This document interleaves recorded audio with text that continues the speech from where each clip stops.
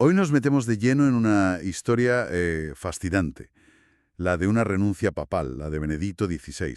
Y bueno, la relación con quien vino después, Francisco. Tenemos un análisis muy interesante, que usa como punto de partida la peli Los dos papas, y explora un poco las, digamos, complejidades de estas dos figuras. A ver, para quienes siguen estos temas de cerca, esto tiene miga. ¿Fue Benedicto el villano conservador que a veces se pinta? ¿O fue más bien, pues una víctima de lo que heredó? Exacto. Esa tensión es clave y es lo que vamos a mirar un poco más a fondo. Joseph Ratzinger, Benedicto XVI, que a menudo se le veía como frío, ¿no? Un poco anticuado quizá. Pues resulta que tuvo que lidiar con problemas internos de la Iglesia muy gordos. Y muchos, según este análisis, heredados de Juan Pablo II, que sí, tenía un carisma brutal, pero quizá eso mismo tapó un poco los problemas que iban creciendo.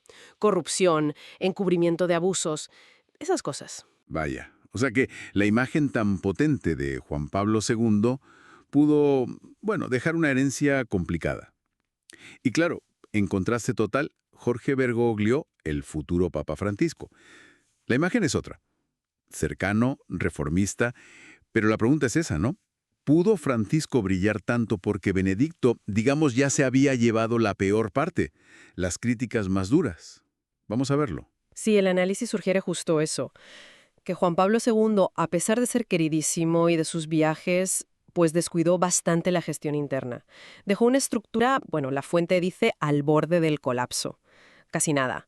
Quien viniera detrás, Ratzinger en este caso, pues encontró un marrón importante, una tarea titánica. Entiendo. Y eran perfiles muy distintos.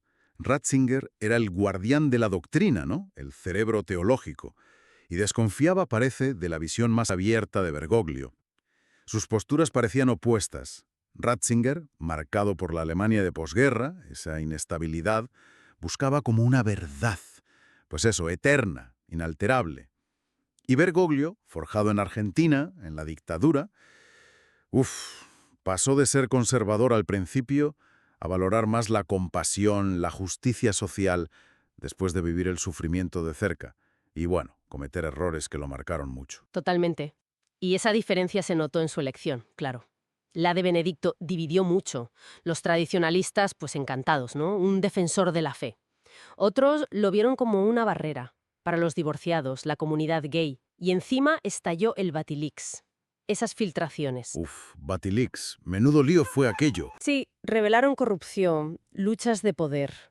Y eso dañó mucho su imagen. Aunque, insistimos, muchos problemas venían de bastante antes. Y aquí es donde, según la fuente, la cosa se pone más interesante. Hay un encuentro clave. Bergoglio quiere renunciar como cardenal, va a Roma y ahí chocan. Chocan fuerte. Benedicto defiende la tradición. Dios no cambia. Y Bergoglio le suelta aquello de la comunión no es un premio para los virtuosos, sino alimento para los hambrientos. Una frase potente, ¿eh? Sí, sí, potentísima. Resume dos mundos. Y en esa conversación, según esta lectura, Benedicto se muestra vulnerable.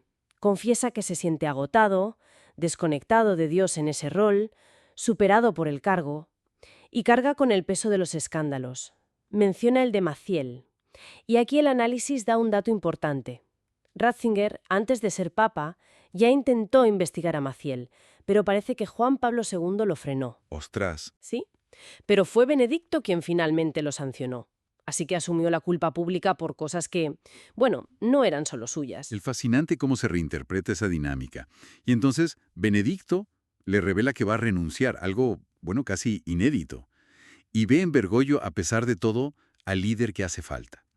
Se describe incluso una escena de confesión mutua, de perdón por errores pasados, incluido ese episodio oscuro de Bergoglio en Argentina, un momento muy humano. Sí, desde este punto de vista, la renuncia no es una derrota, es un acto de humildad. Y de valentía, ¿eh? Romper con siglos de tradición por el bien de la Iglesia. Es Benedicto, reconociendo sus límites, quien facilita, quien posibilita la llegada de Francisco. Y así llega Francisco. Y su estilo rompe con todo desde el minuto uno.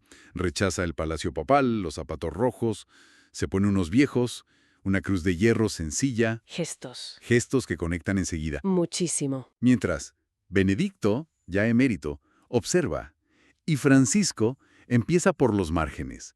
visita cárceles, lava pies a refugiados, habla de misericordia. Parece justo esa iglesia que Bergoglio defendía, ¿no? Más cercana a los problemas reales. Así que, en resumen, hemos visto dos papas, dos visiones, casi dos actos de una misma obra, si lo miras así. Benedicto, el conservador, que lidió con una herencia muy complicada, escándalos, y que quizá actuó como catalizador del cambio al asumir ese desbaste. Y luego Francisco, el reformista carismático, que llega gracias a esa renuncia histórica. La decisión de Benedicto se ve aquí como algo complejo, reconocimiento de límites y a la vez facilitación del cambio. La verdad es que nos deja pensando, ¿eh?